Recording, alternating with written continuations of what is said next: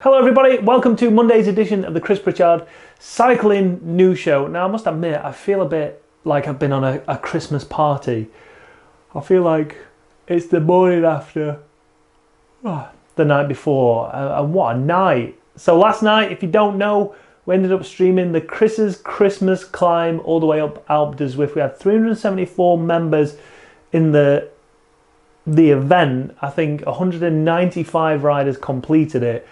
Now, the biggest news of it all is, for some reason, the kit didn't unlock. And that, I don't want to say it was the main reason, but probably was, that a lot of people took part in it. So if you didn't receive that unlocked kit, let me know in the comments down below. I'll check with Zwift.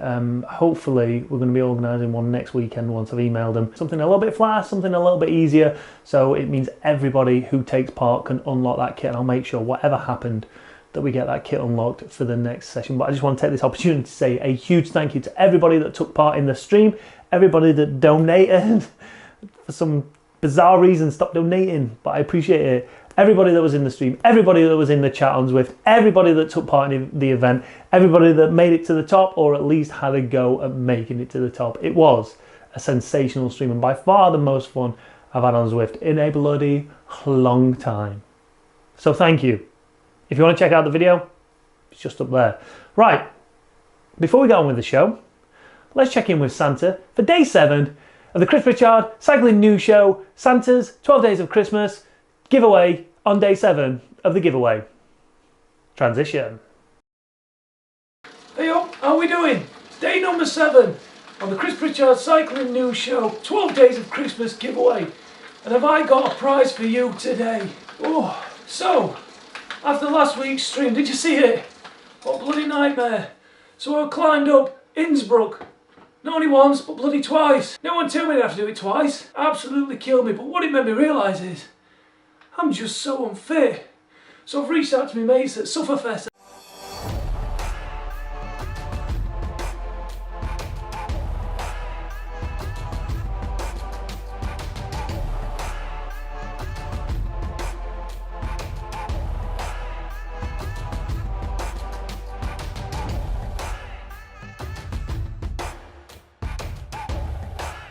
And I said, lads, help us out.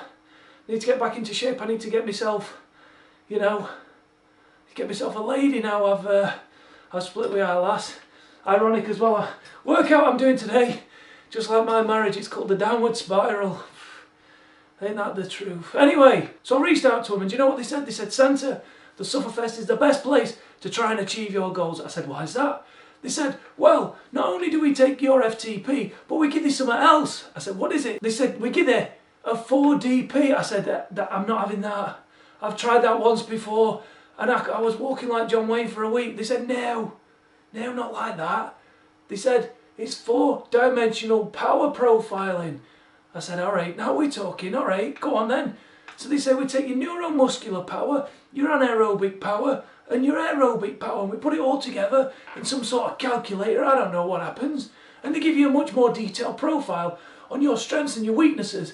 So your whole training sessions are designed around this profile rather than, a silly FTP. So I'm really looking forward to it. They've given me 12 months for free. I said, I can't believe that, I can't believe that. They said, believe it son, you're having it. I said, all right, I'll try and achieve my goals. But so not only have I got a better profile to work my training off, I've also got training sessions for cycling, for running, yoga, mental toughness. Now I'm pretty strong in the head, but I can always do with a little bit more strength, and also strength training physically. So I've got everything I need there to be the best Santa I can be for 2020, and I'm really looking forward to it. Anyway, point being, not only did they give me 12 months, they're going to give one of your lot 12 months as well. Listen, there's only one stipulation when it comes to this gift. I only want people who are entering it who are going to commit to it, who are going to use it religiously. If you're not, do one, go on. Don't just use it for a week and get bored of it. If you're thinking about using Sufferfest, if you've used it in the past, if you really want to get involved in it, then I suggest you enter the competition. And what I want you to do, when you leave your comments down below, I can write out the ones. We love you, Chris. Chris is the best. Chris's love length is amazing. What? Listen. Just put the word suffer in that somewhere. As long as the word suffer's in there in capital letters, I'll know that you want to enter the competition. Because when I come to draw the names, if that word ain't there, you ain't winning. Leave those comments down below and use the word suffer in there and I'll give you a chance of winning. 12 months of Sufferfest. So you can head on downward spiral just like me and our lass. Back to you in studio, Chris. Sit there. Now, I don't want to say he's the most generous Santa on YouTube, but he does appear to be giving out some amazing gifts, doesn't he? Now, talking of cycling Santas, over the weekend and today, we've seen two heavyweights of the cycling YouTube world go head to head in a Santa style challenge. So you've got Sigma Sport with Matt Stevens, who put a video out over the weekend of Matt riding around giving out gifts. Hello mate, Sigma Sports stocking fillers. My Castelli overshoes. You can pretty whack them on now. A light and some Castelli overshoes. And then on the other hand, you've got Cameron Jeffers riding around Manchester city centre. His video dropped today, so if you've not seen it, links down in the description to both of them. Go and check them out.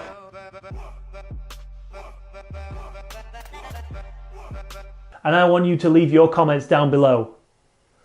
Matt Stevens or Cameron Jeffers? Who is the prince of Santas? Because clearly the king of Santas is the guy that I've employed to be Santa here on this channel. But who is the prince of Santas this year? Is it Cameron Jeffers or Matt Stevens? Let's call some beef. And talking of beef, we're going to move on to the next story now, which still includes Cameron Jeffers. And over the weekend, Road.cc put out an article with the headline, Lancashire cyclist races train across the country, with the YouTube video thumbnail in there, and you look at it and you go, oh, so Road.cc have clearly jumped on the bandwagon that this video is going kind of viral, you know. Lad Bible posted it on their Facebook page. Sports Bible are also posting it on there. So this video got a little bit of traction, and it was quite a fun video to make. And it appears that they were going to be talking about it, you know, bigging Cameron up. And then entering the article, I'm expecting to read, you know, potentially talking all about this video, talking about his YouTubing career, his professional cycling career, how he made the video, talking about trains versus cyclists, talking about commuting, how much better cycling is for the environment. But no, this article was just another rehashing of old news. Granted, listen, I'm a friend of Cameron's, so I'm going to defend him just like anybody else would. But it's just absolute utter hush. There's more virality, if that's a word, I'm not sure, in the actual video and the content of that video, and the fact that the Lad Bible published it. It could be as simple as saying, Cameron Jeffers, professional cyclist, YouTuber, did this, and the Lad Bible picked it up and it's been seen by 1 million people, or whatever it might be, right? But no, they go back over the same old story that's been and gone now of Cameron's misdemeanor when it comes to the Zwift National Championships. Like, someone must have been sat there on a Friday afternoon and his boss must have been saying, listen, son, we need to get an article out over the weekend. What do you got? Got nothing, boss. What's that you're watching? Oh, it's a video. It's a cyclist. I think it's Cam Jeffers. I subscribe to his channel. I like his channel. All right, what about it? Oh, he just travels from Lancaster to Darlington. All right. Anything else? Well, some people claim that he cheated during the Zwift National. Run that! But we've already spoke about. Run it! But it has no relevance. Just bloody run it. I mean, there's no other reason to actually go over it again. Obviously, Cam saw this, was clearly upset, as you would be, about this story, and he posted this on his Facebook page. This is everything that's wrong with media. Extremely disappointing from Road.cc to use my video and title to rehash the Zwift story. No details whatsoever of the actual challenge, just dove straight into the Zwift story, and we wonder why magazine media is dying. Clickbait crap! And Cameron's exactly right with this one. There's kind of two levels of clickbait for me. There's a level of clickbait where you entice someone in with a headline, but then you back it up with the story. All right? We use a clickbaity title to bring people in, to start a discussion, bring new viewers in, potentially turn them into subscribers and keep them here. But the majority of people who have been here for a long time will understand that that title isn't necessarily for them. It'll give them an insight as to what's happening, but they won't feel compelled to click it as much as someone who's new, because they know that the title is there to entice new people. And then the other level is to say, this is what we're talking about because it's going viral at the minute, but then we're going to talk about this when you're in here. And that's bullshit. That is clickbait. There's clickbait and then there's clickbait. And we like to think we have some clickbait here, whereas that is just pure clickbait. So leave your comments down below. Road.cc, is this what they always do or they normally do? Are they renowned for being clickbaity? Because in the comments it seems that they are, but I don't know. Leave your comments down below and let us know. All right, let me ask you a question. How long would you be willing to cycle for a chance of winning $1 million? Now, as cyclists, we tend to have a slightly higher pain threshold than everybody else, especially when it comes to that area down there. And we can sit in the saddle for, well, a good 6-8 hours sometimes. But could you pedal for 15 hours without stopping? Well, that's what the contestants had to do on Mr. Beast's latest video. Now, if you don't know who Mr. Beast is, one of the biggest content creators on YouTube this year, his channel has exploded. And one of the challenges he's doing is a $1 million giveaway. The riding challenge was part 4 of basically an endurance challenge for these contestants. For the first lot of contestants, they had to hang from a rope above a massive swimming pool, and it was the last person to hold on who went into the final to win $1 million. Part number 2 was the last to stop swinging. Whoever was the last person to stop swinging on their swings would go into that final for $1 million. Part number 3 was last to leave the toilet. I mean, I could have probably won that challenge. Could you do it? How long would you be able to last if you couldn't leave your seat? You just had to carry on pedaling at a cadence above 45 RPM. How long could you go for? Crazy. If you want to check out that video, links down in the description. And next up, let's talk racing news now. Cyclocross season well underway. We all know it. Mathieu van der Poel won again. I don't know where it what. He what?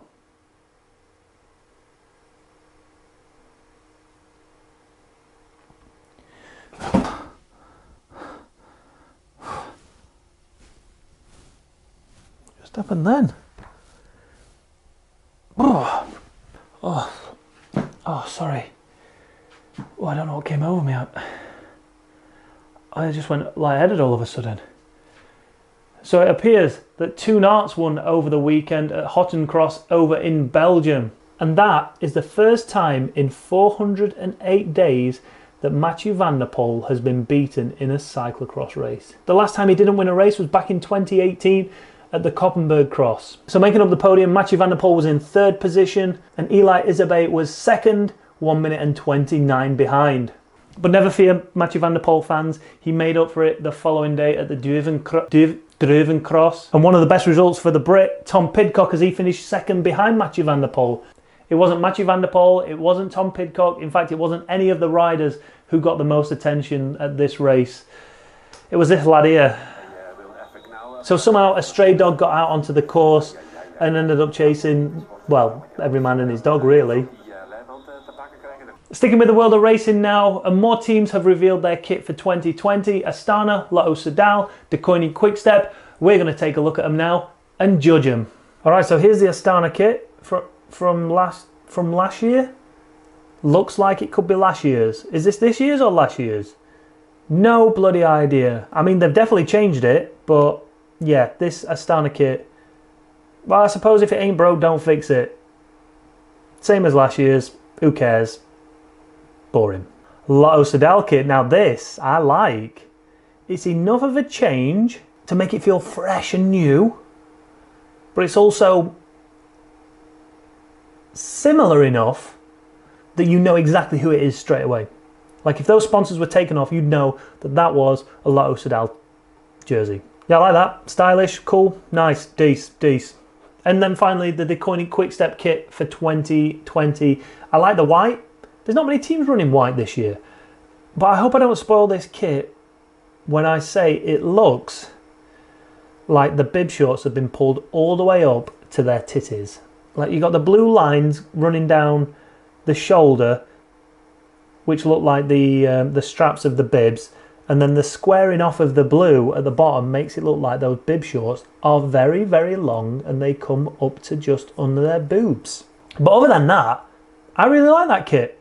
Enough of a change to feel like it's something brand new and fresh for 2020, but it's not getting away from that Deceuninck Quickstep feel of their jerseys of years gone by. So Nice. And then finally, to any of those pro riders out there, none of you are watching, but let's pretend you are for the sake of this next story. If there's any professional riders out there wondering whether you should still be on your off season or you should have started putting in a bit of time now, you're already going to be playing catch up, because the Team Ineos boys are currently in Majorca, and instead of being at the Sports Personality of the Year last night, Geraint Thomas was putting in a mammoth lap around Majorca. This is his post on Instagram. Gutted not to be at the Sports Personality tonight, but making up for it with a lap of Majorca with the boys today. All time in the bank for next year. Such a stark contrast between December 2018 G and December 2019 G. Probably a little bit too much partying last year, but hey, listen, still manages second place in the Tour de France.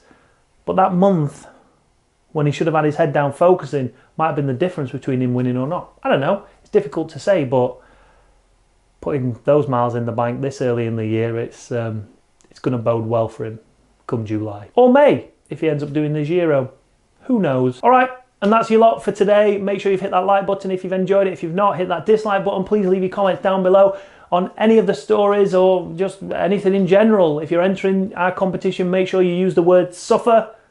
If Santa reveals a name that doesn't have the word suffer in it, you won't be winning, and I'm going to move on to the next person. So if you genuinely want a chance of winning 12 months of Sufferfest, if it's something you intend to use and not waste, because there's going to be somebody out there who would use it to its full potential. So don't be that person. If you don't want to win it, don't enter. There's better prizes coming up. I mean, not better, but something that might suit you a bit more than the Sufferfest. So make sure you do all that jazz, and I will see you tomorrow, potentially for another live stream. Definitely for another live stream. Hesh.